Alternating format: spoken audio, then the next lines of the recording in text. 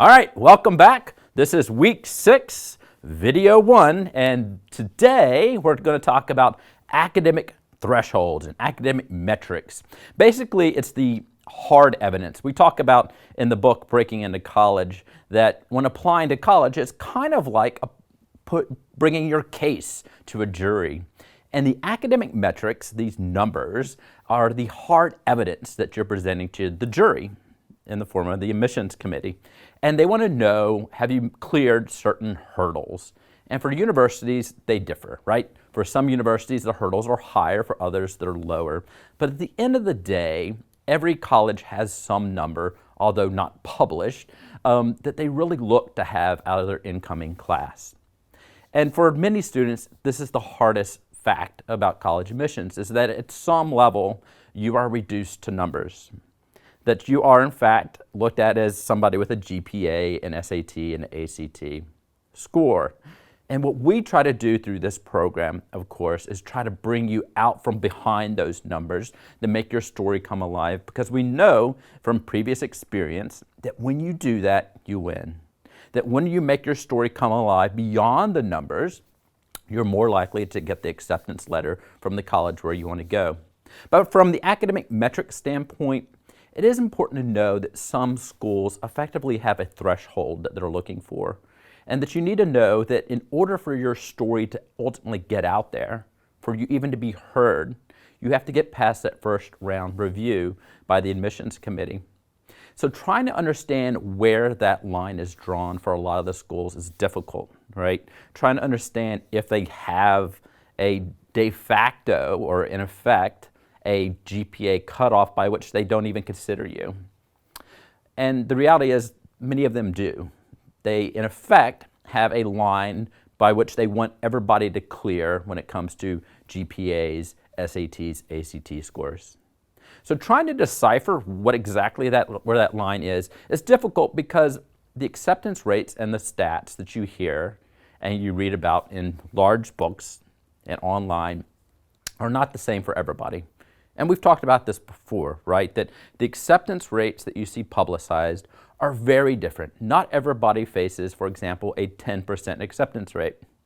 That there are some students who come from backgrounds, for example, being children of alumni, or coming from a family that has donated a large sum of money to a university, or being an athlete, or being an international student. There's about 7 to 8 different what are called admissions hooks. And these students have a lower bar to clear, right? Their chances of getting in are greater than someone who doesn't have one of these admissions hooks. So trying to figure out what your particular hurdle is difficult. But with that being said, it is something that we encourage our students to do, to try to figure out where they may fall in the admitted student profile. So the way that we do this is we try to look at the years previous and try to see where you fall. And we have an exercise to help you through that later in this week. But the first thing I want to stress, beyond anything else, before we get into the nitty-gritty of trying to see where you fall within a scale, is to hammer home the point that grades and SAT and SAT scores are the most important factor in deciding whether or not you get into the school. Okay? I'm not contradicting myself here. They are, again, threshold levels that you want to clear. The point is, you want to get past that hurdle, and then you're going to be able to differentiate yourself through your story. But you first need to understand that your grades do matter, and your SAT and ACT scores do matter for the most selective schools in the country. So if you have aspirations of going to those schools, you need to really focus in on your studies. And this is from day one, that you need to focus in and say, I'm going to make my studies a priority. And importantly, that you want to challenge yourself by taking courses that are the most challenging courses available at your school that allow you to keep your grades high. Okay? And here's the story I always tell about this one. It's a personal story. We talked about in a previous video how I went from a small rural town in Kentucky. In the last high school I went to in the 3 of my sophomore year, there weren't a lot of funds available for textbooks. And I was taking the most advanced chemistry course that school offered, but there weren't enough textbooks to go around for the students. So in order to do the homework, they had an extended study hall built into the schedule. So everybody that went to that school had an extended study hall where you were supposed to do your homework because there weren't enough books to be taken home at night to do actual homework. And what I realized was that I really wasn't being challenged, and that a lot of students were being left behind at our school simply because there weren't enough resources. And I know a lot of students watching this right now are facing similar hurdles at their schools. It's not a level playing field across the country when it comes to funds available for schools. So what happened was the next year, when I was able to get into the boarding school that I talked about, it was like drinking water from a fire hose, right? I went from a supposed honors chemistry class at one school to an advanced placement AP chemistry class at this private school, and I was quickly overwhelmed. And after the first grading period, I had a 62% average. And in any country, that is an F. In any language, that is not good. And I really was working hard. It wasn't a matter that I was goofing off. Quite the contrary, I was just simply overwhelmed by the level going from here to here. And the students around me seemed to really master the material, and they were talking about subjects or details about chemistry that weren't even in our textbook. I didn't understand exactly what was happening because I all of a sudden found myself on a treadmill going backwards. And the harder I ran, it seemed like the more tired I became. And it wasn't a matter of being a matter of effort. It was a matter of not being able to keep up. And that's hard. That's hard for, I think, especially for guys in high school, right? You have this confidence, this bulletproof sense about yourself. To say that you can't keep up is a tough pill to swallow and to admit. And there came a point where the teacher, along with the school counselor, pulled me aside for a meeting. And those meetings are never fun, right? It's you and two authority figures. And the interesting thing that happened during that time was it wasn't a meeting of you're not hacking it here. It was a meeting of how can we help, right? They saw me struggling and trying and not succeeding, and they wanted to support me. So what they ultimately did was move me down a level to an honors chemistry class where I was able to keep up and do well. But what I think happens too often is teachers don't recognize that, and students aren't willing to say, I'm struggling. And what happens at the end of the day is they end up with grades that are subpar for them, and then they're stuck trying to explain it to colleges 2 to 3 years down the road. So my plea for you is to take the most challenging course for you that allows you to keep your grades at a level that you're happy with, okay? So don't let my AP chemistry experience become your experience. Really focus in, especially early in the semester, to make sure that you're right-sizing your courses for where you should be, okay? That's my 2 cents on academic metrics when it comes to course selection. Take the most advanced, challenging courses possible so that the college counselor, the school counselor at your school, can mark a little checkbox. We talked about this secondary school report. The counselor sends off this report to your college where you're applying, and in it, it says, did this student take the most challenging courses available to the student? And you want the counselor to check yes. So having a conversation with your counselor about what courses you need to take in order to qualify for him to check that box for you is an important conversation. So for me, at that time, that was the most challenging course that I could take.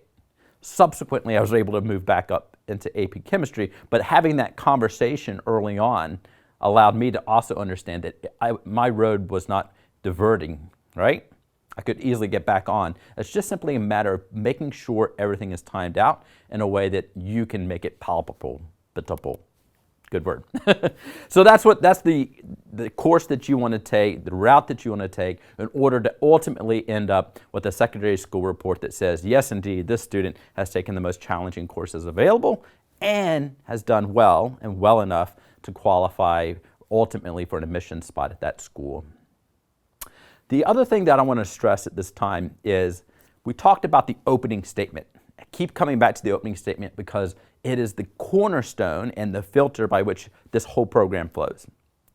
So if your opening statement talks about how you have this love of science and you have dreams of becoming an astronaut, and then the college looks at your transcript and notices that you haven't taken any science electives, or that you have this love and burning for computer science, but they look at your course load and there's nothing in there that speaks to that.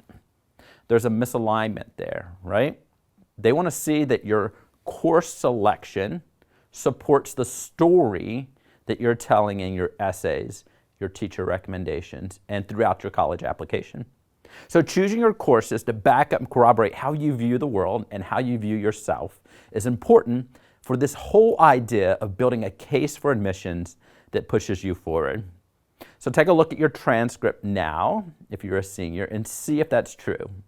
And if it's not, see how you can, as we say, spotlight and spin those courses that support your argument, that is indeed how you view the world, right? Now, if you're on the front end, if you're a freshman or a sophomore, work with your school counselor, work with your parents to try to identify those courses that not only support your argument, your opening statement, but also feed your passion, right? This is a time of self-exploration and for you to really to appreciate and do a deep dive discovery on the topics that you're interested in. So it works both ways, but it's important from the college admissions standpoint that your transcript really does reflect the storyline that you're telling throughout your application. The last story I want to tell you, so I'm telling you again some of these stories from my life and stories of students I've worked with, again, so that hopefully it inspires you. I think too often we hear from our classmates or from parents about their perfect child and we get frustrated or we feel like we don't quite measure up.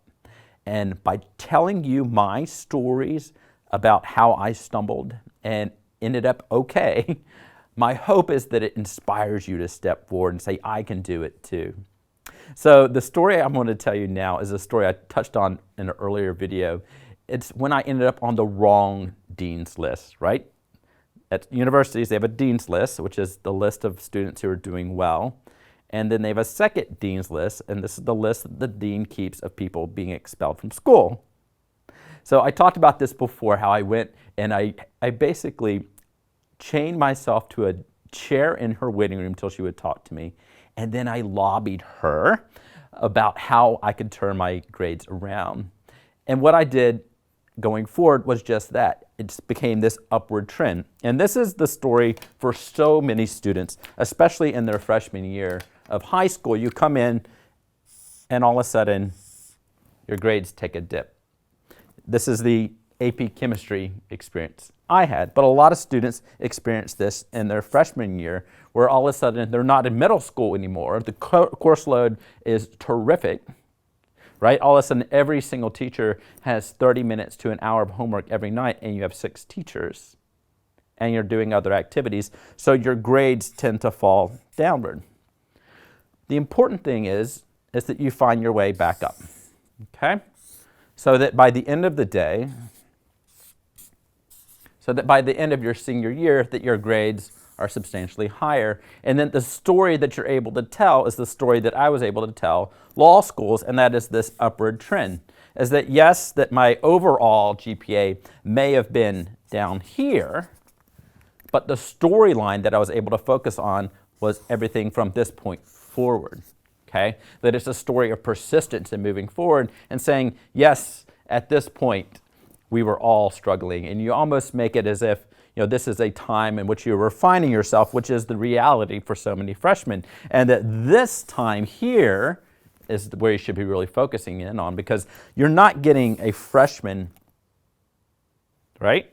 You're getting a senior who has lived this life and is now excelling at this level. And this is the ideal way to go if you've had a bad freshman year.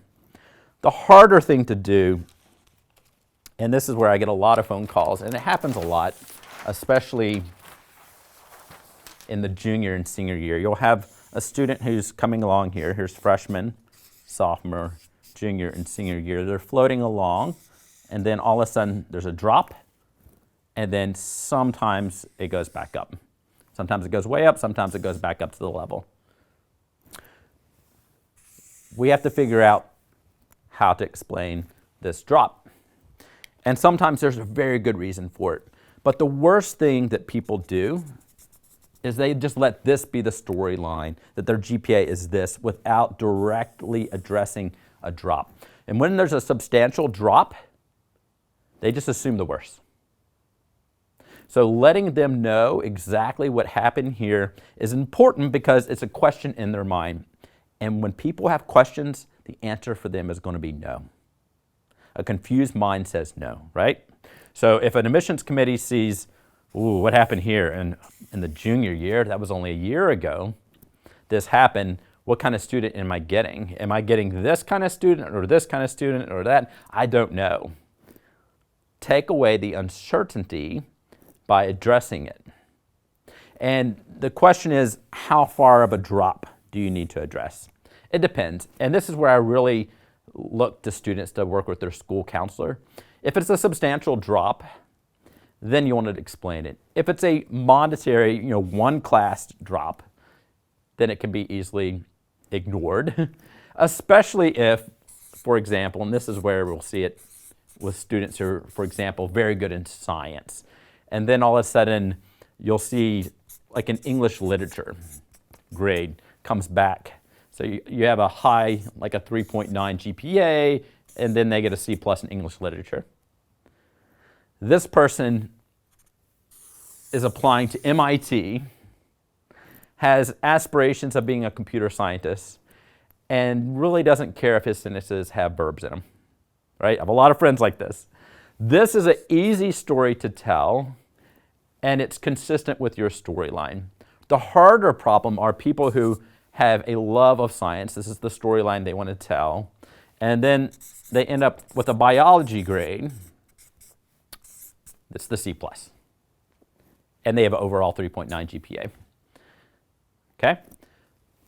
Caveat being, if you end up with a C+, and you have a 3.9 GPA, and you're a science have an interest in science, but you work really hard in biology, and you have a teacher who wants to talk about your level of persistence and giving back to the students, it's still something you can address through a teacher recommendation. So all of these different variations depend, right? And we cover a lot of these during legacy class. We have a lot of discussion about where you are right now in your classes, where your GPAs are, and what is the problem and how can you address it through your story, through teacher recommendations, through your essays, through your short essays, that all of these things can be explained when there's a real underlying reason for this drop. And it's just a matter of really teasing out exactly why we're seeing this drop and seeing if there's a problem here, like being overwhelmed, being in an AP chemistry class that you shouldn't be in, or if there's some other issue going on. And this is really where we work with the parents and we work with school counselors and the students to help make that storyline so important. For the students who have the other way, right? So we talked about the upward trend. For those students who are coming along,